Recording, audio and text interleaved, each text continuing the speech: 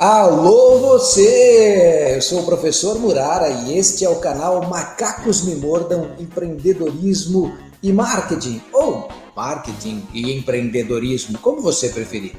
Você pode assistir os nossos episódios no YouTube e você também tem acesso a todo o nosso conteúdo nas plataformas de podcast. Hoje nós vamos falar sobre os desafios de vender para os jovens, essas criaturinhas misteriosas que a gente às vezes ama tanto e às vezes a gente tem vontade de matar. Salve, professor Carlão Muniz! E aí? Olá, Marco! Olá, pessoal! Sejam muito bem-vindos a mais um vídeo do canal e a presença hoje é ilustre. Eu tô há séculos para falar com ela, encontrei uma oportunidade de conversar com ela, convidando-a para o canal para falar com a gente. É a Cristina Pastore.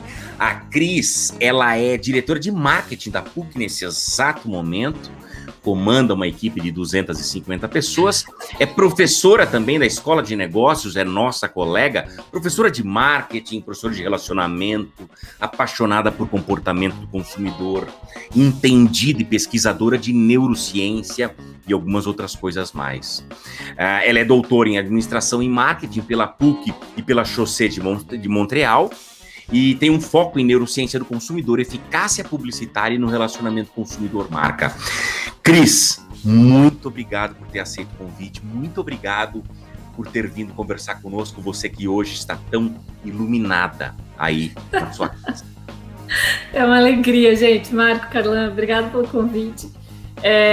Tô eu aqui na expectativa para a gente sair conversando sobre um monte de coisa, obrigada mesmo. Acho que, sem dúvida, a gente vai ter aí uma conversa muito bacana e a gente também espera depois reverberar essa conversa com todo mundo que nos assiste, com certeza. Né? Beleza, que legal, que legal. Bem, eu sou o primeiro a fazer a pergunta, então. Nós vamos direto, não sei se tu percebeu, Cris, aqui nós vamos direto ao assunto, aqui ninguém fica muito pedindo as coisas para as pessoas do canal, a gente deixa para pedir no final e ninguém quer vender nada aqui também. Claro. Não tem assim, dar um like no vídeo, no começo do vídeo, tá? Não. Obrigado, você acabou de fazer isso para nós, nós agradecemos bastante, né, Marco? Depois temos que pagar uma cerveja para ela só por conta disso. Mas, Cris, essa tua experiência atual aí na PUC, diretoria de marketing, né, projetando serviço, projetando comunicação para esse público jovem, o que é que mais te surpreendeu nesse dia a dia do marketing em se tratando desse público tão desafiador? Você sabe que eu vivo numa dualidade quando eu penso dos meninos, e eu chamo os meninos quando eu falo público de graduação, porque na verdade são meninos de 15, 16 anos que estão escolhendo uma profissão, né? Um ponto que é, claro, super relevante é o quanto o social importa para eles, então o quanto a imagem projetada deles importa para eles. Mas eu acho que se eu for dizer hoje assim, o que de longe mais me surpreende, que parece uma contradição absurda, é o quanto eles são conservadores nas escolhas, em muitas escolhas, em especial na escolha da profissão. A gente roda uma série de pesquisas, lê um monte de relatório de tendência, e quando você olha para o mercado, você vê uma disrupção nas profissões acontecendo. Então a gente fala, opa, existe um mercado crescente de profissões que não existem ainda. Então como é que a gente faz para projetar uma formação para daqui a 3, 4 anos, 5 anos, nós temos pessoas qualificadas para esse tipo de demanda no mercado de trabalho. Mas quando eu converso com um menino de 15 anos, e tem aí um relatório maravilhoso do Fórum Econômico Mundial que fez o mesmo em nível global, eles dizem que eles vão fazer direito, engenharia e psicologia, eles vão fazer formações clássicas. Quando você vai para escolha real, é muito difícil convencê-los a fazer algo que ainda não esteja consolidado no mercado. Claro, estou falando de um produto de altíssimo envolvimento, então a gente está falando de uma graduação, de uma formação mais densa, que nesse momento ainda é entendida por eles talvez como algo estável demais para arriscar. Hoje, que a gente já tem essa idade, a gente sabe que a gente pode mudar a qualquer momento. Eu sou formada em fisioterapia e atuei com isso um ano da minha vida. Mas um menino de 15 anos não tem tanta essa certeza. Então, eu acho que o que mais tem me surpreendido, se a gente for olhar por um aspecto, é o quanto eles querem se mostrar inovadores e disruptivos, e diferentões, e enfim, revolucionários, mas o quanto em algumas escolhas eles são extremamente conservadores. E aí é incrível, assim, eu devia ter trazido o relatório. O Fórum Econômico Mundial faz uma escuta gigante, e você não vê nenhuma das carreiras que a gente aponta como carreiras de futuro para o nosso contexto atual, nenhuma delas sendo escolhidas hoje. Todo mundo reconhece, de fato a gente vai ter novas profissões, de fato o mercado vai mudar, mas hoje o que você vai fazer? Hoje eu vou fazer engenharia mecânica, hoje eu vou fazer civil, hoje eu vou fazer direito, hoje eu vou fazer... E se você olhar para as nossas ofertas, a gente tentou criar cursos extremamente inovadores e onde a gente mais tem demanda? Nos conservadores, nos clássicos. Então, não sei, esse é um ponto. Me chama a atenção várias coisas, me chama a atenção o quanto eles são socialmente engajados, o quanto eles gostam de causas relevantes para a sociedade, mas veja, eles também gostam muito mais que alguém faça do que fazem. Então, eles gostam muito mais que a marca diga que faz por eles. Mas quando você olha o quanto esses jovens, de fato, se mobilizam pessoalmente por uma causa, o engajamento é bem menor. Então, é importante que a marca mostre. Isso também é uma coisa que eu venho observando que também é uma curiosidade, é muito mais... Quando a gente falava de marca, talvez que ela lembre das discussões do doutorado, tem uma lógica de teoria que fala que o sujeito se apropria, né, do simbolismo das marcas para construir quem ele é. Me parece que o jovem de hoje deixa a parte da causa social para a marca que ele consome. Ele se apropria disso na marca para construir quem ele é, porque os números de estatística de envolvimento de jovens, claro, crescem, mas ainda são muito pequenos. Então, essa é uma apropriação de marca. Isso é uma coisa que me chama atenção, mas esse conservadorismo de escolha para onde ele tem altíssimo envolvimento também é uma coisa que eu ainda não entendi o porquê, sabe? Já que a gente esperaria que eles fossem os mais revolucionários. Mas esses meninos são conservadores. Mais voltados e, no fundo, não são tanto assim. Pois é. É engraçado que você vai falando e eu vou lembrando dos nossos alunos em sala de aula, né? A gente vê a cara deles assim à medida que você vai falando. E eu acho interessante isso, olha, isso é uma causa nobre, eu defendo e eu até vou para as redes sociais e luto pela causa. Mas se precisar fazer alguma coisa, na verdade eu tô ali jogando Fortnite, daqui a pouco eu volto, né? Então, e eu espero que a marca que eu consumo faça por mim, né? Isso, show de bola. Eu ajudo a marca que ajuda no negócio. É isso. Sabe que eu tenho desculpa te cortar, mas eu tenho um case super legal do que a gente fez na PUC.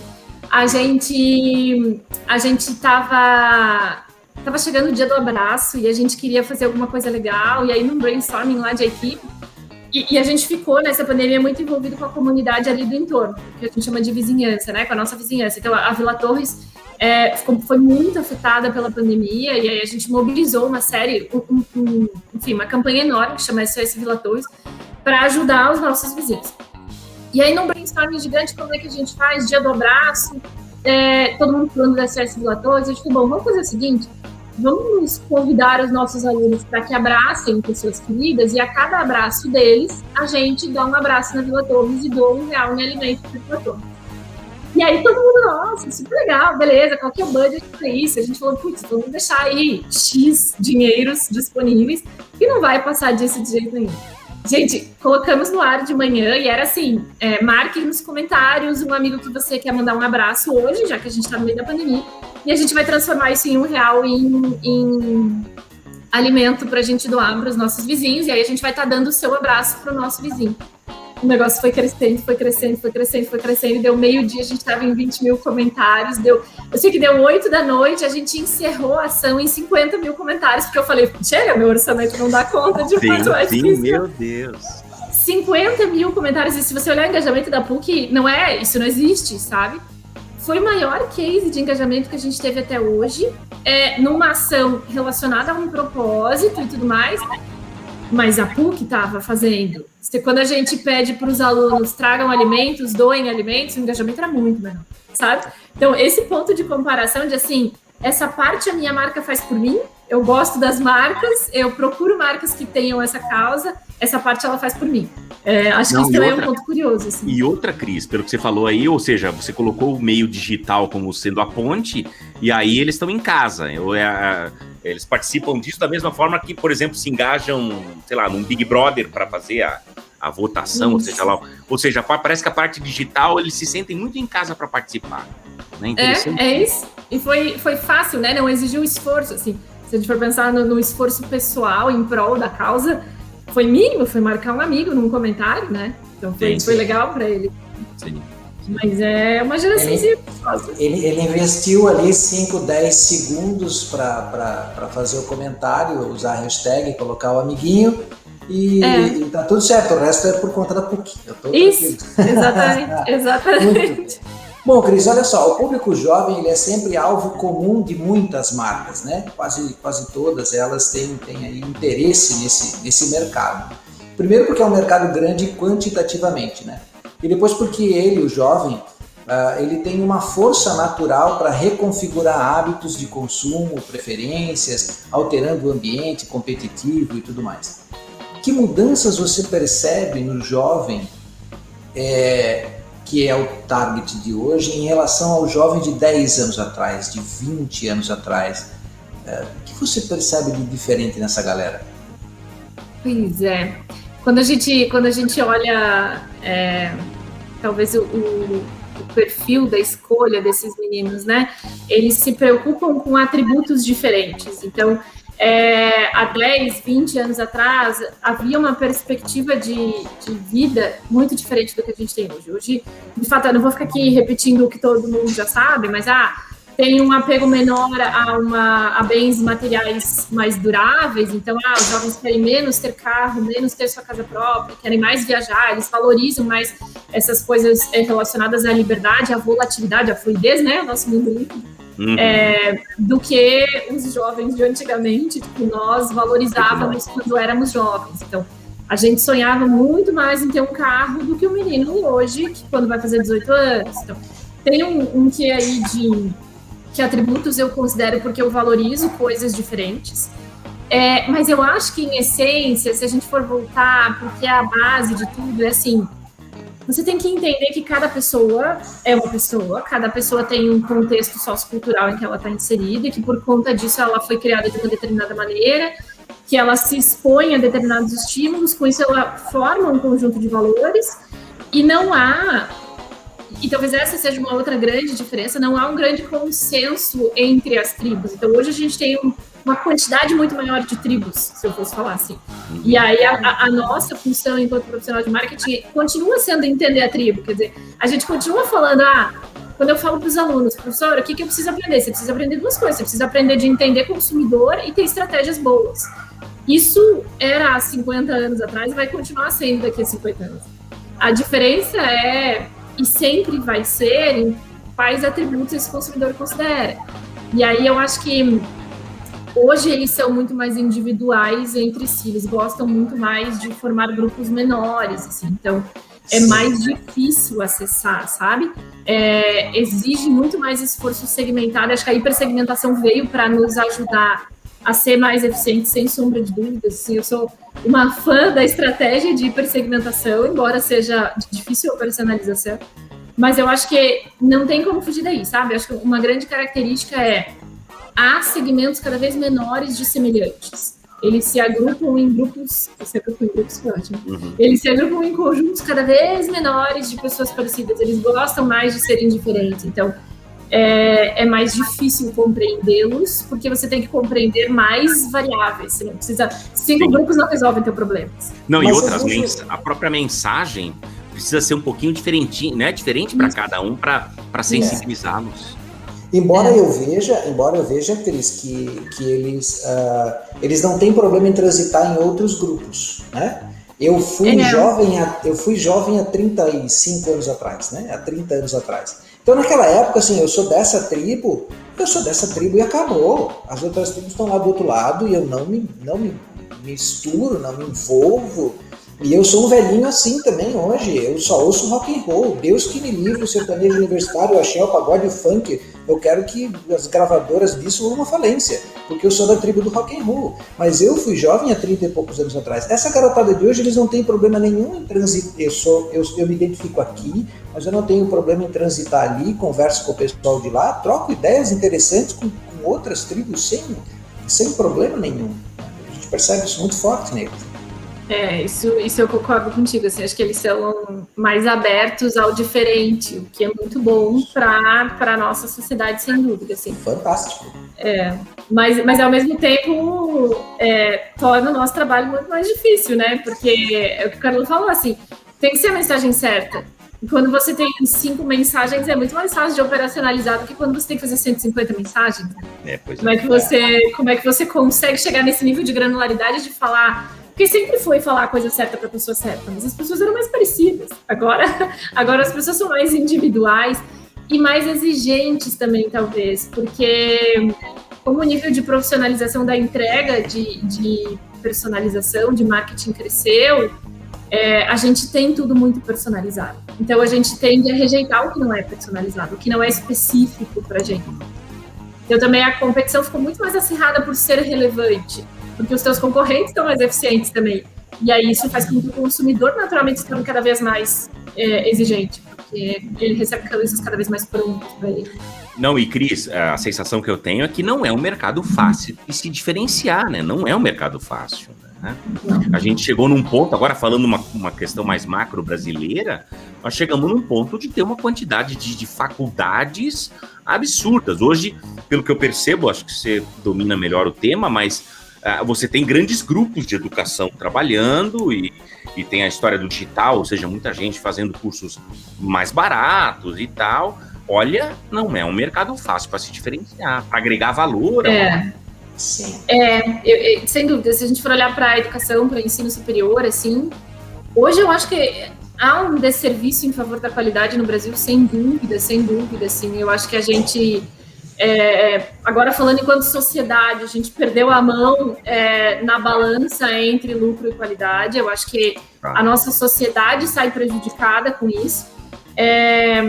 E aí o problema eu fico falando isso o tempo todo, assim, quando só tem caneta Bic no mercado, fica mais difícil vender Montblanc do que quando tem várias muito parecidas. E aí Montblanc é um exagero, mas assim, e a Bic também tem qualidade, mas nos contrapontos, assim, se todo mundo passa a priorizar, por exemplo, o ensino onde o aluno é autodidata, o aluno estuda sozinho, fica mais difícil mostrar valor na mentoria do professor, na tutoria do professor, porque, sei lá, é como se de repente, só tem plástico no mundo, fica mais difícil convencer alguém a comprar vidro. Então, é super difícil, assim, você começa a pasteurizar a entrega, seja no ensino, seja em qualquer mercado, mas você começa a pasteurizar a entrega e a diferenciação se torna muito atípica. Então, quando a gente fica falando de qualidade de formação técnica e humana, enfim, vou aqui fazendo propaganda. Mas enfim... Dos valores, né? Dos valores da PUC. Não, vamos fazer propaganda assim. A católica também é a mesma... Então... Também é super importante formar um ser humano integralmente, alguém que tenha ética no seu dia a dia e tudo. Se só você falar isso, é muito mais difícil convencer que isso é relevante do que se todo mundo falar isso. Então, sempre que você está sozinho no jogo tentando tornar um atributo relevante, é mais difícil. E aí, não acho, enfim, nenhum modelo errado. Eu acho que a balança precisa equilibrar sempre, porque o produto que se entrega no final do dia, e vários mercados são assim, é um produto que exige muita responsabilidade com quem consome. É diferente de você vender um chocolate, que basicamente ele só não pode fazer mal naquele momento, assim. Prometer a alguém que você vai ajudá-lo a ser uma pessoa melhor exige uma responsabilidade gigantesca da marca que promete. E aí, se essa balança desequilibra, às vezes a sua promessa não é entregue, né? Então, nós somos de uma época, Marco, onde você entrava na faculdade para ganhar uma formação até como pessoa. E de uns anos para cá, de algumas décadas para cá, se vendeu muito a história Não, é a profissão. É um negócio que me coloca no mercado de trabalho logo. Isso tá aí. Tudo certo. Eu tenho falado muito, eu sempre trabalho com o último semestre dos cursos, né? E eu falo muito com eles o seguinte: pega você com 17 anos, 18, que entrou aqui, sentadinho, e sente-se você que tem agora 21 e está terminando o curso, sentem-se um do lado do outro e batam um papo, conversem, para você perceber o quanto você evoluiu, como você estava aqui todos esses dias por 4 anos, você não percebeu, mas se você colocar você sentado com você, o cara do primeiro semestre e do último, você vai perceber o quanto você cresceu.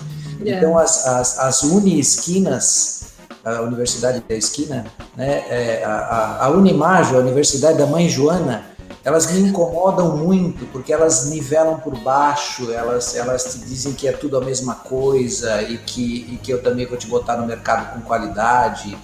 E a gente sabe que assim, uma mensalidade extremamente baixa, quanto vai ser o valor hora do professor? Qual é a formação do professor que vai se submeter a trabalhar por um valor hora semelhante ao que, sei lá, o Estado paga para o professor?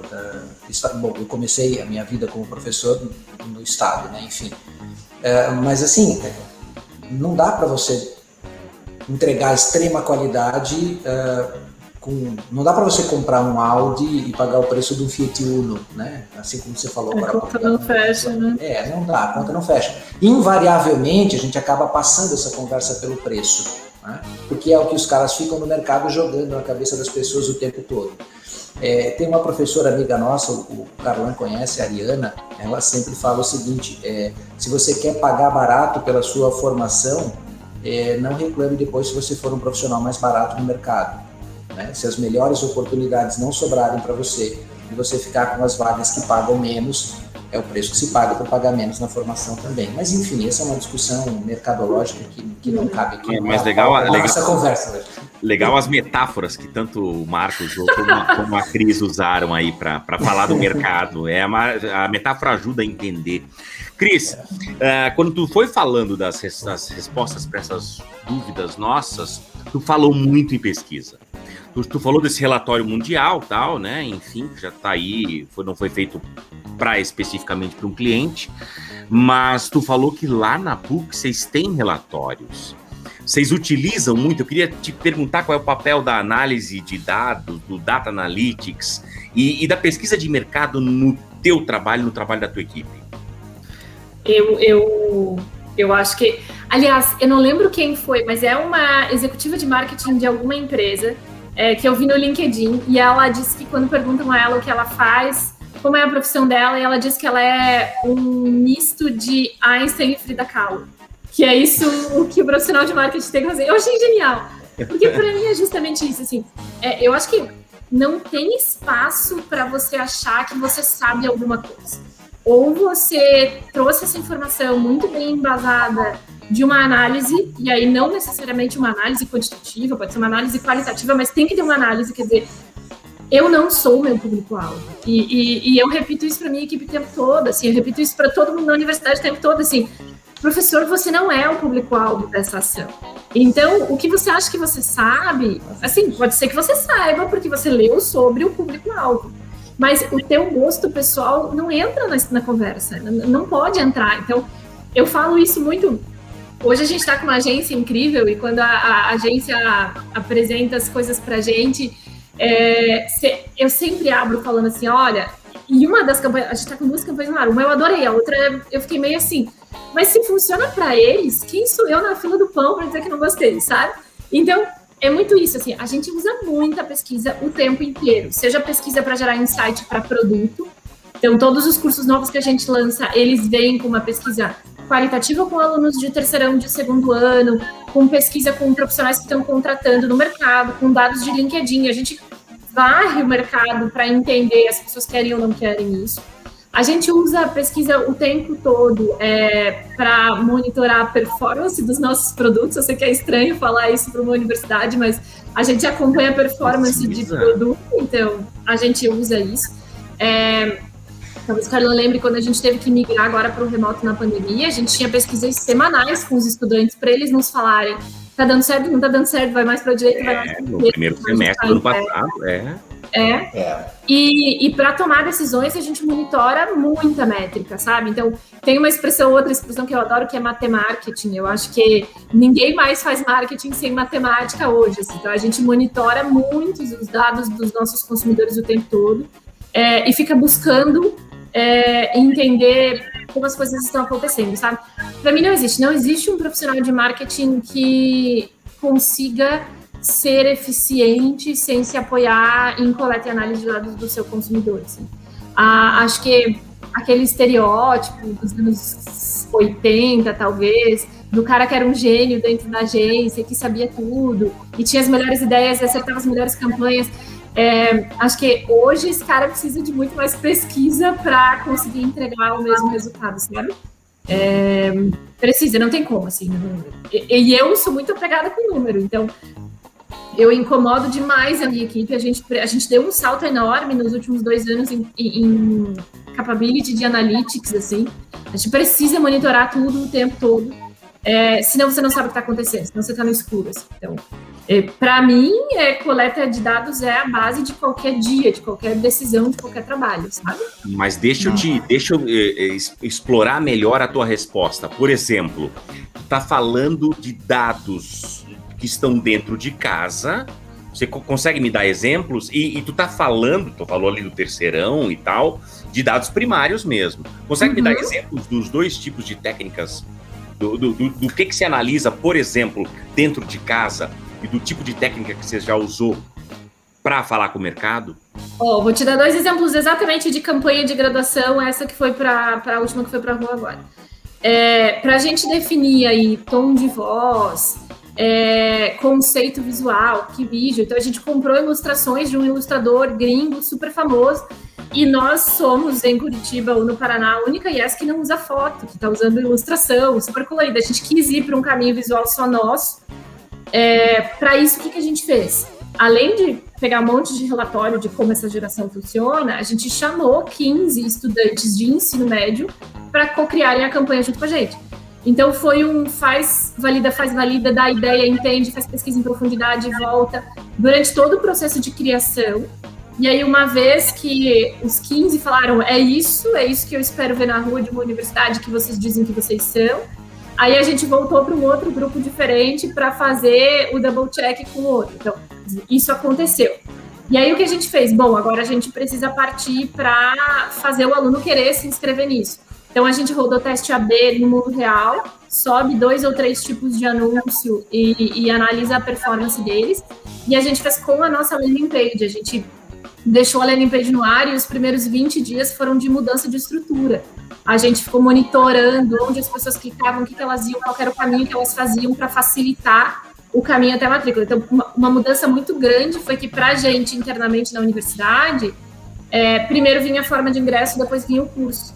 E ficou óbvio que para o menino, não. Ele vai buscar fazer vestibular para psicologia. Ele não quer escolher entre todas as formas de ingresso primeiro ele quer ver o curso. Então, aí a gente foi mudando a ordem. Então, no primeiro mês da campanha, a gente buscou tanto dados primários de consumidor para nos ajudarem a construir a nossa entrega, e depois a gente aprimorou a nossa entrega com dados de mundo real, sabe? Para ir ajustando. E aí depois a gente segue monitorando a campanha com todas as métricas o tempo todo, né? Mas nesse caso, por exemplo, foram as 2 coisas. E teve relatório de dados secundário, né? Que isso vem antes, para entender melhor quem é a geração e tudo mais. Isso aí a gente busca de dados secundários. Super legal. Muito legal. Então, a gente trabalho, né? Mas tem que ser. Tem que ser, né? É legal, acho que não é super trabalhoso, super detalhado, né? Bem a fundo. Enfim, aí é o seguinte, né? Você faz todo esse esforço, você coloca o cara para dentro, né? Você consegue captar o número de alunos que você tem como meta, as turmas começam, as aulas começam, e a gente já começa a pensar na próxima campanha de captação. A gente nunca dá muito tempo para a gente comemorar, mas enfim. Depois que você botou o cara para dentro, você atraiu ele, você tem um outro desafio, que é fidelizar esse cara, né? Como é o relacionamento? Eu tenho 2 adolescentes em casa que estão chegando na idade, né, de escolher a sua profissão, e então eu vejo os nossos alunos, que o aluno tem um comportamento comigo de tal forma, mas os meus filhos, né, têm um outro nível de comportamento comigo. Então, como é que é o teu relacionamento com esse jovem consumidor, com a marca, por exemplo? Como fazer para estabelecer um relacionamento duradouro com esse cara? Marco, eu vou dizer que aqui a gente está longe do ideal ainda, tá? Não vou tentar vender. Eu acho que a gente evoluiu muito em um aspecto. Eu acho que hoje o relacionamento da universidade está muito ancorado na qualidade da entrega e muito menos ancorado em esforços de marketing efetivos, sabe? Eu acho que a gente ainda tem um bom tanto a evoluir. Mas entendo que tem algumas coisas que a gente precisa sempre trazer à tona quando a gente fala de como é que eu conquisto alguém. E pouquíssimas delas são atributos verbalizáveis pelos nossos consumidores. Então, vou dar alguns exemplos aqui. Faz parte da expectativa do universitário com a universidade, por exemplo, conhecer pessoas. Faz parte, o menino acha que a vida dele na universidade vai ser feliz, alegre, que ele vai conhecer todo mundo, talvez o amor da vida dele, talvez não. Mas tem esse quê social, que é uma expectativa da universidade, que a universidade não vai prometer para ele, vem estudar comigo que você vai ter muita festa legal, não vai. Mas ele espera que isso aconteça na universidade. Ele também espera, e aí é uma relação de amor e ódio com a entrega, porque ele espera não sofrer. Nós somos seres humanos que não gostamos de sofrer. Então, fisiologicamente falando, a gente busca prazer e descanso, basicamente, no tempo todo. Fisiologicamente falando, né? E aí, fisiologicamente falando, a gente evita sofrimento. E não dá para dizer que a maioria dos estudantes adore estudar, porque isso não é cultural na nossa sociedade. A gente não aprende desde pequeno que estudar é prazeroso. E aí acaba que a gente faz uma associação emocional, a gente cria memórias de que estudar não é prazeroso, porque você tem que abrir mão do prazer para estudar. Então, primeiro você estuda, depois você brinca. É isso que a gente fala para os nossos filhos. Então, você mostra primeiro, você faz a parte sofrida, depois você vai sentir prazer. Você não traz o prazer para o estudo. Então, o menino que cresce, ele cresce fazendo essa dissociação emocional entre prazer e estudo. E a gente sabe que um bom profissional, ou qualquer tipo de aprendizado de longo prazo, exige repetição, exige treino, exige a dor do erro para você aprender. Então, a construção fisiológica de uma memória de longo prazo, que é um aprendizado, ela exige emoções negativas. E aí há um viés de fugir disso, porque somos seres humanos, e de fugir socialmente, porque na nossa cultura isso não é prazeroso. Então também tem essa dificuldade no dia a dia, que é tentar tornar o processo de ensino e aprendizagem mais prazeroso, sem abrir mão da qualidade da entrega. E esse é um desafio de todos os dias na fidelização, porque veja, a gente tem um produto de ciclo de consumo muito longo. É muito diferente de um restaurante, que você vai, passa 2 horas no máximo e sai. O menino fica com a gente 4 anos se der tudo certo, senão ele vai ficar mais tempo. Sim. E aí, ao longo desses 4 anos, a jornada emocional dele é um turbilhão. Ele tem altos e baixos, altos e baixos. Se você pegar as pesquisas de satisfação, você vai ver que eles entram amando a PUC, eles saem amando a PUC, e tem um vale da depressão no meio do caminho, sabe? Tem um efeito psicológico para isso, que é alguma coisa do maratonista, que quem faz maratona também passa por isso. Chega um momento que é longe demais para desistir e tá longe demais do fim, sabe? E aí esse é um grande desafio de fidelização, porque como é que você minimiza esse vale da depressão do meio do caminho? Porque ele já cursou 2 anos, ele não vai trocar de profissão agora. E aí ele entra em crise porque ainda faltam 2 para se formar, sabe? E aí esse muito interessante. Então, tô lembrando do doutorado agora. Então eu acho que assim, hoje, onde nós estamos e o que a gente imagina como uma estratégia de fidelização que vai funcionar. A gente está estudando muito a fundo a jornada dos consumidores. Tem muita gente que não gosta de chamar de estudante de cliente, para mim, enfim, tudo a mesma coisa.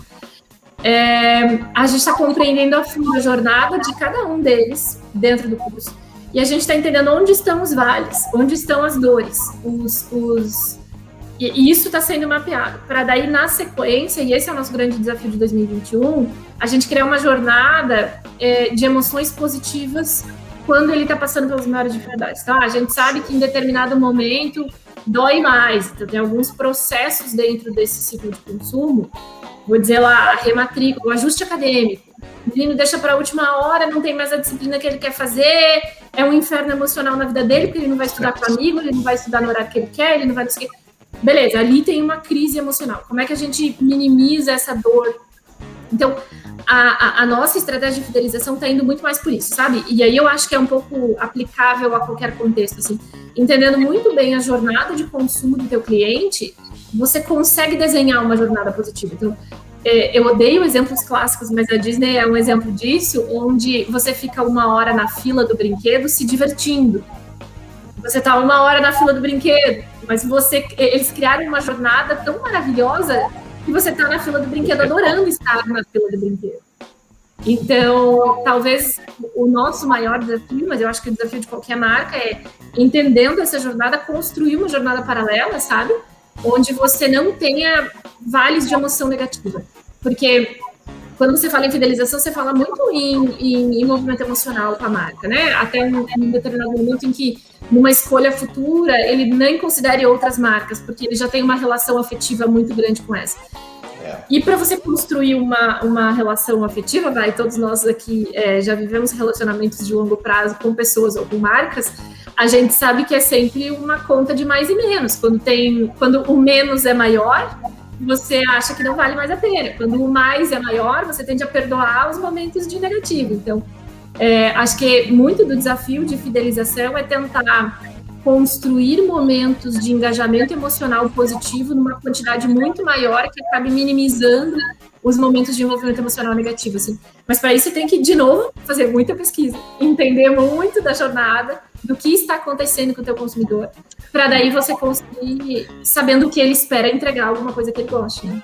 Mas é interessante, né, Cris, que só o fato de reconhecer que existe esses vales e esses picos já é um belo começo para poder tentar mais estratégias, né? Porque às vezes a gente não compreender, a gente tá tendo evasão bem ali no 3º e no 4º período e ninguém sabe por quê e tal. Né? Você tem que conhecer muito, né? Se a gente for fazer analogia com qualquer outro produto, assim, existe um ciclo de consumo, você precisa entender onde é a emoção do uau, tipo, passei no vestibular, e é incrível como, essa é outra coisa que me surpreende nos nossos meninos conservadores, como o vestibular ainda é importante para eles.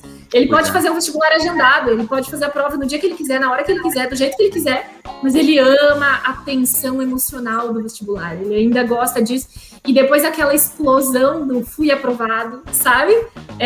Eles ainda são conservadores nisso, então eles gostam disso, então vamos acabar com o vestibular? Não, os meninos adoram o turbilhão emocional do vestibular. Eu acho que a gente tem que... Culturalmente ainda é válido, né? A gente precisa minimizar o sofrimento. Eu acho que tem cursos em que a concorrência é muito alta, como medicina, que aí tem um sofrimento psicológico muito grande. Mas a cerimônia, o rito, sabe? De se preparar, fazer a prova e ser aprovado, é importante para eles. Então, tem que entender. E é isso que você falou, Fernanda. Eu acho que, assim, o primeiro passo para qualquer marca evoluir é ser humilde e reconhecer que existem aspectos a evoluir. Porque se a gente tiver muito... Como que é a expressão que alguém me disse? Se a gente for muito ensimesmado, né? Tendo muita certeza de si mesmo... Você não reconhece os detalhes. Cris, eu só queria te fazer uma pontuação aqui para ti com relação a isso, é que essa consciência dos momentos de crise emocional durante o percurso, ela pode e deve ser utilizada não só pelo departamento de marketing, mas pela coordenação do curso. Então eu sei que no quarto período o cara vai dar uma pirada no cabeção. Então eu vou pegar esta disciplina aqui, que eu consigo fazer ela ser volátil, com esse professor aqui doido, que é o Carlan, eu vou botar o Carlan com essa disciplina louca na 4ª fase, que daí quando eles começarem na 3ª fase a reclamar da vida, o Carlan vem e dá com um taco de beisebol em todo mundo e a galera volta ao ritmo normal. Entende? Não é só uma estratégia de marketing, é uma estratégia de estruturação do curso, né? Isso, para mim isso é centralidade no cliente, sabe? Muita empresa está falando, isso está muito na moda, e eu acho que no que se resume? Se resume a entender que toda a empresa precisa trabalhar para o bem-estar do cliente. E aí, claro, fidelização é uma consequência super positiva, super lucrativa, é uma consequência maravilhosa.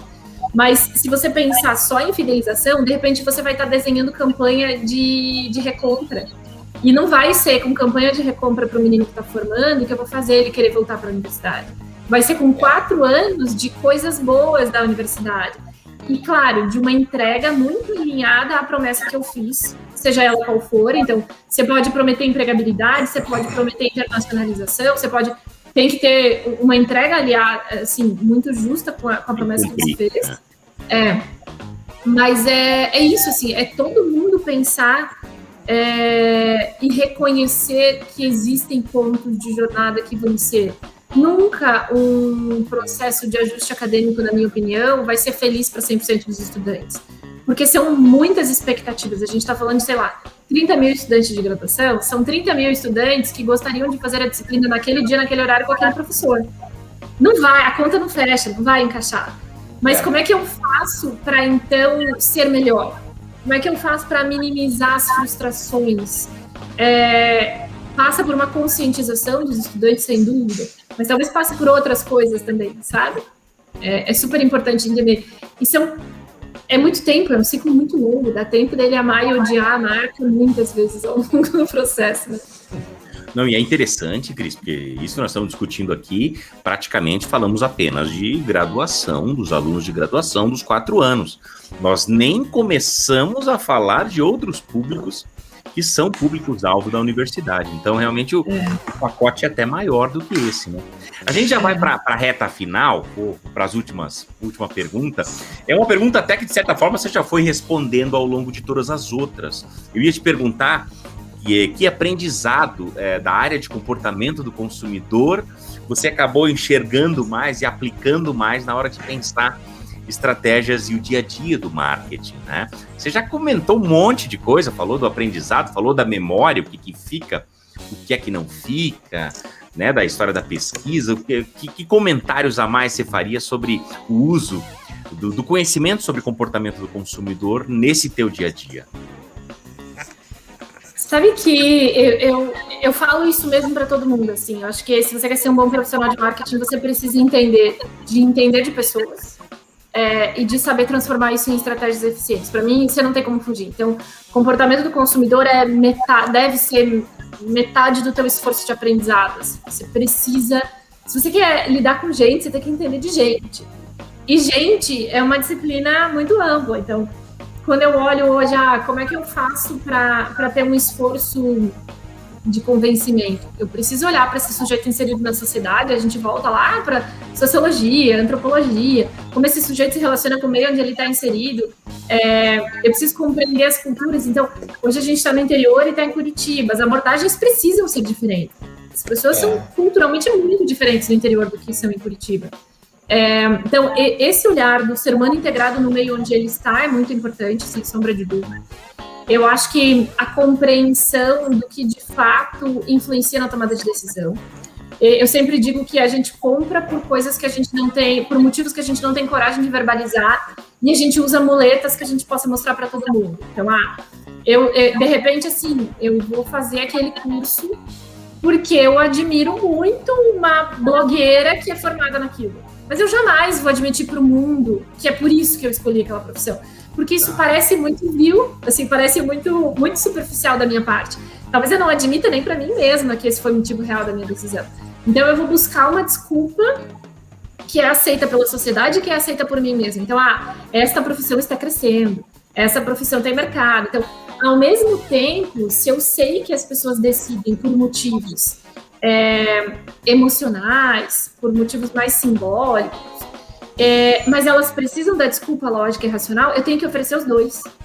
Porque se eu só der o motivo mais emocional, então se eu só, sei lá, eu não faço isso, por isso que eu estou usando esse exemplo, mas enfim, se eu só pegar a influencer X para falar, eu sou formada nisso, na PUC, e é por isso que eu tô rica, vai lá, nesse extremo, se eu só fizer isso, eu não dou o argumento que o menino precisa para justificar a escolha dele. Para ele, família e com as pessoas, e para a sociedade. Então, eu preciso fazer as duas coisas. Então, esse é um outro aprendizado super importante que eu também acho que se aplica para qualquer mercado que você esteja. Assim. Você precisa conhecer as reais motivações de compra do teu consumidor, mas você também precisa conhecer as desculpas de compra do teu consumidor. E você tem que dar ambas, porque senão você não completa, né, a caixinha dele. Ele entra em dissonância cognitiva, em certa medida, que é um outro conceito. Assim. Então, acho que esse é um outro ponto muito importante que eu trouxe para o dia a dia das discussões, sempre com equipe, com agência, falar, beleza, mas o menino da pós, ele fala que ele vai fazer pós porque ele quer fazer networking. Pode ser que ele não queira, mas ele verbaliza que ele precisa. Então, vamos dizer para ele que ele vai ter muito networking, que ele vai ter networking. Mas talvez a real motivação dele seja uma aspiração de ascensão de carreira. Então, eu tenho que falar, olha, é ascensão de carreira e networking. Então, eu te entrego as duas coisas. E, de fato, eu preciso entregar as duas coisas se eu faço essa promessa. Sim. Mas tem que entender, sabe? A gente está agora com a campanha de pós num estilo de ilustração Marvel, com jornada de herói, assim, sabe? E foi essa que eu falei, gente, esteticamente, não sei, mas eu não sou também o perfil da pós, e a gente fez muita pesquisa e deu super certo. Mas esse menino da pós, a nossa pós é muito para recém-formado nos primeiros anos, assim, não tô falando de C-Level, tô falando mais desse early stage, assim, é um menino que cresceu assistindo Marvel. Então, eu entrego o Marvel para ele, que é uma coisa que ele adora, o super-herói, a superação, na estética da campanha, mas eu dou todos os argumentos racionais que ele aceita na minha fala de campanha, sabe? Eu entrego as duas coisas. Isso é super importante. Senão você vai achar que a foto do cara com uma pastinha mega executivo é o que alguém de 22 anos quer. Hoje o menino de 22 anos quer trabalhar na startup, né? Ele não quer ir para o banco de roupa social. Verdade, então, verdade. Acho que talvez esse seja das coisas de conceito, claro. Essa base de entender a fisiologia do consumidor, assim, entender como as pessoas funcionam, me ajuda muito, muito. Para construir argumento, para tentar construir consistência no dia a dia, sabe, na fala. Mas acho que o principal é isso, assim, entender que tipo de argumento eu preciso entregar, saber que as pessoas decidem muito mais do que atributos, e não dá para acreditar em pesquisa de autorrelato como suficiente para construir esses argumentos. Ela te dá os argumentos socialmente aceitos, né? Então, Sim, ela verbaliza uma parte. Isso, o autorrelato te dá o que ela consegue verbalizar, ou o que ela quer verbalizar. E aí você precisa encontrar um caminho de descobrir o que ela não quer verbalizar. Porque isso também importa para aquela pessoa. Isso também influencia na decisão. Sim. Muito legal. Muito legal. O que você achou, Marco? O que fica para nós aqui é uma coisa muito simples, assim. Você que está nos assistindo pelo YouTube ou está ouvindo o nosso podcast pelas plataformas, a gente descobriu, ou a gente se tocou algo que a gente já sabia, que prazer e estudar, para a imensa maioria das pessoas, não são coisas assim, não são sinônimos, né? Porém, você está diante de 3 anomalias da sociedade, porque até onde eu conheço os 2 que estão aqui, eles adoram estudar e continuam estudando, e duvido que eles parem de estudar. Então, se na média nacional o estudo e prazer não são a mesma coisa, você conversou, você ouviu 3 pessoas que são bem diferentonas. Achei um mal barato, muito bom. Cris, obrigado por ter vindo conversar com a gente. Foi uma aula, né? Foi uma aula. Escuta, se você chegou até aqui, agora sim, agora eu posso pedir. Se você gostou, deixa um like nesse vídeo e se inscreve no canal, porque o Macacos tem, na verdade, regularmente colocado vídeos com conversas como essa, legais como essa. E eu, na verdade, quero já anunciar que nós vamos, eu e o Marco, nós vamos convidar a Cris, em breve, para voltar aqui, porque a Cris tem várias facetas. A faceta da diretora de marketing é uma dessas. Mas eu queria, depois de uma outra conversa, que vocês conhecessem a Cris pesquisadora, né? A Cris pesquisadora que usa cotonete, enfia na boca das pessoas, né? Eu pensei em equação estruturada. Marco, a Cris fez um experimento, eu lembro mais da dissertação, né, Cris? Que foi completamente revolucionário aqui para o padrão brasileiro, tal, de utilizar detalhes aí da neurociência, e ela foi legal porque ela uniu a história da fisioterapia, ela misturou tudo que ela tinha de conhecimento e usou a serviço da pesquisa dela, né, Cris? Eu lembro que na época eu era conhecida como a menina da saliva, sem muita alegria nisso, mas eu coletava a saliva dos participantes, né, para medir algumas, e aí mandava para o laboratório para medir algumas substâncias pela saliva e tal, como um controle de marcador fisiológico mesmo. E é fato, assim, isso eu toco até hoje, é uma paixão. Eu acho que eu concordo com ambos, assim, eu realmente adoro estudar, e eu acho que nós três adoramos estudar. E talvez seja por isso que a gente tem sucesso profissional, né? Eu acho que também vale deixar esse registro, assim, tá meio na moda falar que não é necessário estudar para se dar bem no mercado, que você tem que botar a cara a tapa e viver o dia a dia. Gente, isso é uma grande besteira. Se você não tem base teórica, você não sabe o que fazer, e aí se você não sabe o que fazer, você vai fazer muita coisa errada antes de fazer a coisa certa. Então, mas eu toco pesquisa até hoje, assim, claro que agora menos do que antes, menos do que eu gostaria, mas eu gosto de fazer tudo que eu faço, então eu vou equilibrando os pratos, assim. Mas é bem legal, eu consegui abrir algumas portas de laboratório para fazer pesquisa, então tem muita coisa, vai ser uma alegria voltar aqui e falar de pesquisa. Vamos. Vai sim. Cris, gostaste da conversa, Cris? Muito! E eu falo demais, né? Eu começo a falar e não paro. Nada, eu adorei. Adorei as metáforas e tal. Marco, foi muito massa, foi muito legal. Gente, eu vou então encerrando aqui. E a Cris volta numa outra oportunidade para conversar mais ainda e falar mais ainda pelos cotovelos do jeito que ela quiser.